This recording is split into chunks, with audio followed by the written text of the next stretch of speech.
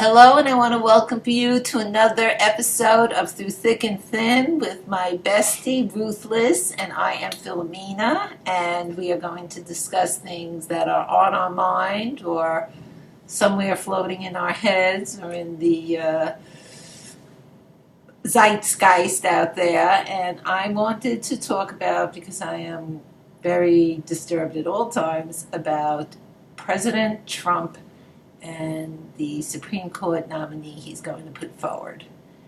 And I was listening to PBS, and I heard from Ezra Klein was talking, and he was reminding us that even though the Trump nominee will be anti-abortion, no doubt, that and it would look like Trump was keeping his campaign promise, in a larger extent, he has betrayed his base, because whoever he nominates, although they will be very happy to take away women's rights to control their biological destinies vis-a-vis reproduction, they will also be very pro-business.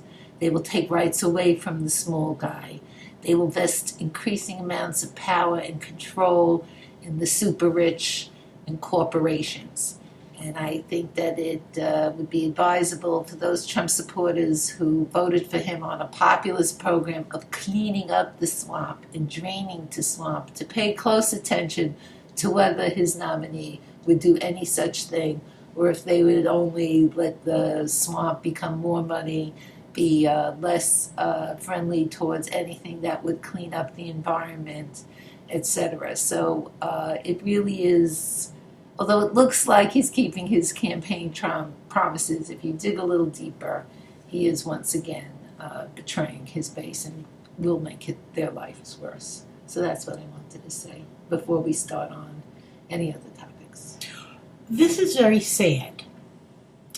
And the very wealthy don't know how sad it is, because they're going to get in trouble. Because what's going to happen is, if they end up with most of the wealth as they are, and there are too many of us who don't have enough, there's a possibility, doesn't history show us that they're going to get beaten up by, in a revolutionary sense? Are they not scared? Is it just not possible that there would be a French Revolution type of situation? Is it not possible for there to be a revolution? Is it not possible anymore that the people could just go out and kill the rich? I mean, I would be scared if I were like a very rich person. That would be scary. I don't know. I think that maybe they think that they're immune, that they're above it all, that things like that happen to other people. It doesn't happen to them. I mean, they've been so blessed. So there's no possibility of a coup? A coup? From inside the government? You mean like the military going out? I don't know. I personally think that the problems of the rich are a little bit further down the road, but they will be very profound. I think the problem with the rich is that they're destroying the planet. And no matter how rich you are not immune from the weather. No matter how rich you are, you still got to eat. And if you don't have seasons coming in the right time, and you don't have your rainfall in a reasonably predictable way, how are the rich going to feed themselves? How's anybody going to feed themselves? I think that these will be problems that no one can escape, and no amount of money is going to buy you out of. I mean, if you're a farmer, right, and you're the only one left with food, you're not going to sell it for money, because money isn't anything anymore. The only thing that's going to count is food. So what's the rich people's money going to do for them? But where are they going to get their food from? I think they're going to starve. Starve the rich. Well, maybe it's worth investing in astronaut food. Seeds, astronaut foods. You think we should get a bunker? I don't know, but if the poor and middle class, if we pooled our money together and we started investing in something like astronaut food, maybe we'll survive. And we won't let anybody invest. Is there a law against that? That if you have a certain amount of money, you can't invest in astronaut food. But then the problem is they would come out with a bigger company because they have more money, and they would compete with our astronaut food. Well, I'm not looking to make money off of this idea. I'm just looking to survive. I mean, Food! I'm talking about astronaut food. Okay, you want to invest. Wait, when you're investing in the astronaut food, are you talking about stockpiling it, like big piles of astronaut food, or are you talking about manufacture of astronaut food? What do you want to do? I think there might be a need for astronaut food to actually have it manufactured. So you want to have a plant that will make plants astronaut food. I think it's called Spam.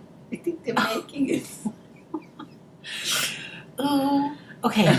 I don't What want. do astronauts eat? Tang.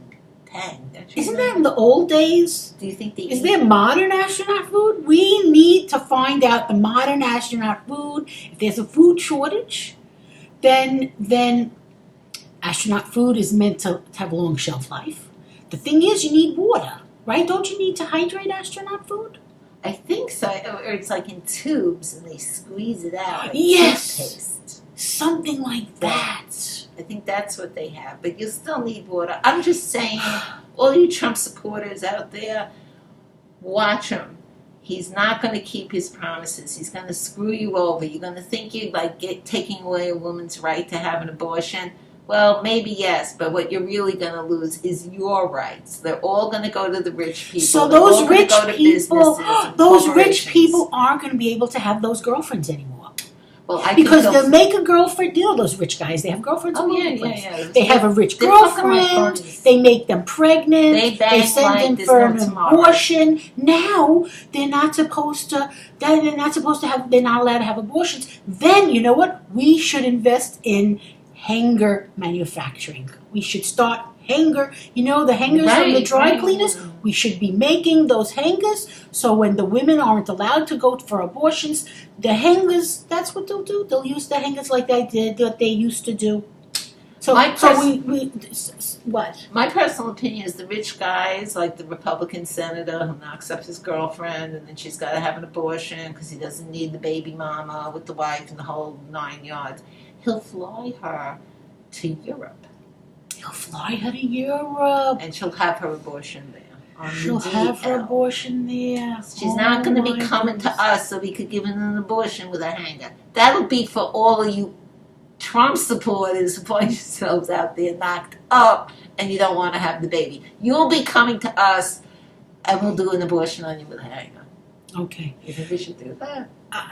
It is what it is. I'm not an advocate. I don't want to promote. I'm just looking to see how us poor schmoes, who are usually decent people, we're not schmoes. Okay, how schmoes. Us poor people, we could get ahead in the future and we could become the rich. Now, the question is, maybe if we invest in the hangering, it's not going to be used for shirts. But we can invest in the space food that's not going to be used for space. But if we find the right places to invest our money, Agree. What would happen if we become the new wealthy? What kind of people would we be? Would we change?